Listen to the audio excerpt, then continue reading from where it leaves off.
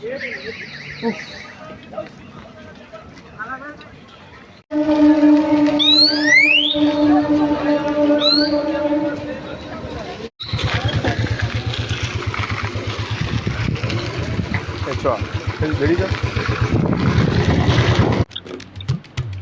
বন্ধুরা, আজ বেরিয়ে পড়েছি আমি আমার ভাই তো বাইক নিয়ে যাব শিবনতলার মাঠে ঘুরতে এবং যেখানে মন যাবে সেখানে ঘুরে আসব। তো তোমরা ভিডিওটা কন্টিনিউ দেখতে থাকো, আশা করি তোমাদের ভালো লাগবে। আর গাড়ি নিয়েছি, তোমাদেরকে এই রিলেটেড কন্টেন্ট দেওয়া হয়নি কারণ একটা চিন্তার মধ্যে ছিলাম এবং গাড়ি নিয়ে বেরোবো। তো তোমরা ভিডিওটা কন্টিনিউ দেখতে থাকো, আশা করি ভালো লাগবে। হ্যালো বন্ধুরা, তোমরা দেখতে পাচ্ছ এখানে গাড়ি নিয়ে বেরিয়ে পড়েছি অলরেডি। তো এই N160 এটা নিয়ে আমরা বেরিয়ে যাব। তো তোমরা ভিডিওটা কন্টিনিউ দেখতে থাকো, কোথায় যাচ্ছি না যাচ্ছি তোমাদেরকে সম্পূর্ণ দেখানোর চেষ্টা করব, আশা করি তোমাদের ভালো লাগবে।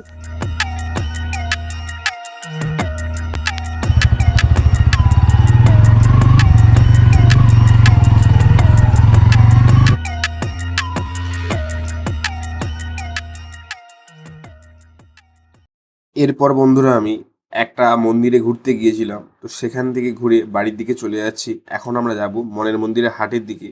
আর বন্ধুরা, রূপম ভাই ফোন করেছে যে বিশ্বপুরে ঘুরতে যাবে, তো সেই কারণে আমরা এখন হাটের দিকে চলে যাব।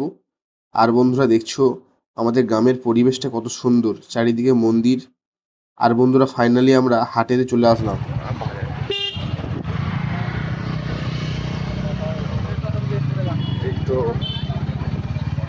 বন্ধুরা, সোমবারের হাট মানেই মায়ের দর্শন আর অসংখ্য গ্রামের মানুষের বেচাকেনা।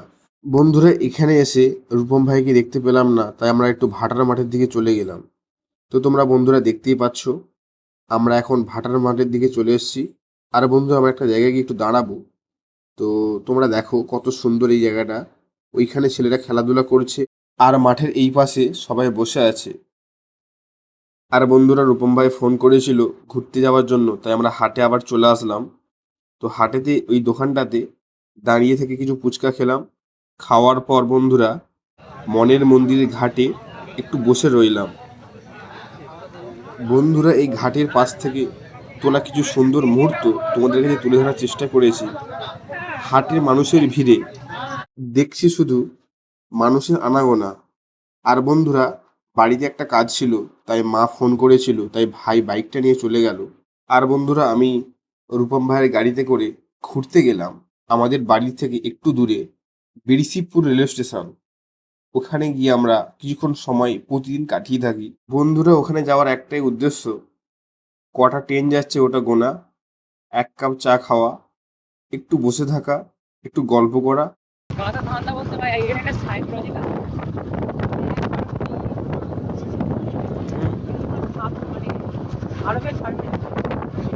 আর বন্ধুরা, বাইকে করে গল্প করতে করতে আমরা প্রায় মালঞ্চবিড়িয়ার রাস্তায় চলে আসলাম।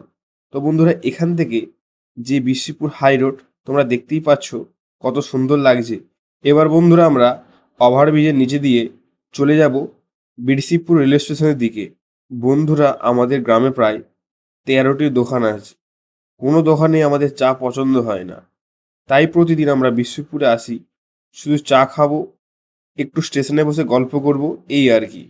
আর বন্ধু, তোমরা কমেন্ট করে জানাও তোমরা কে কে বন্ধুদের সাথে বাড়ি থেকে প্রায় 4 কিলোমিটার দূরে চা খেতে যাও, কমেন্ট করে জানাবে। আর ফাইনালি বন্ধুরা আমরা রেলওয়ে স্টেশনের সামনে চলে আসলাম। চা দোকানে একটা চা এবং একটা বিস্কিট নিয়ে নিয়েছি এবং এগুলো খাওয়ার পর কিছুক্ষণ সময় দাঁড়িয়েছিলাম। আর বন্ধুরা, তোমরাই দেখো যারা 9 to 5 জব করে তাদের ট্রেনের জন্য ছুটতে হয় জোরে।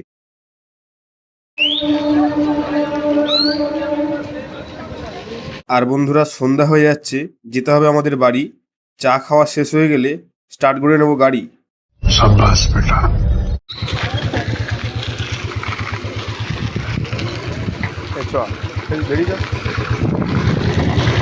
আর বন্ধুরা, এখন বন্ধুরা আমরা চলে যাচ্ছি বিরসিপুর রেলওয়ে স্টেশন থেকে বিরসিপুর হাই রোডের দিকে। বন্ধুরা, ওখানে হাই রোডের ওভারব্রিজের নিচ দিকে আমরা চলে যাব বাড়ির দিকে।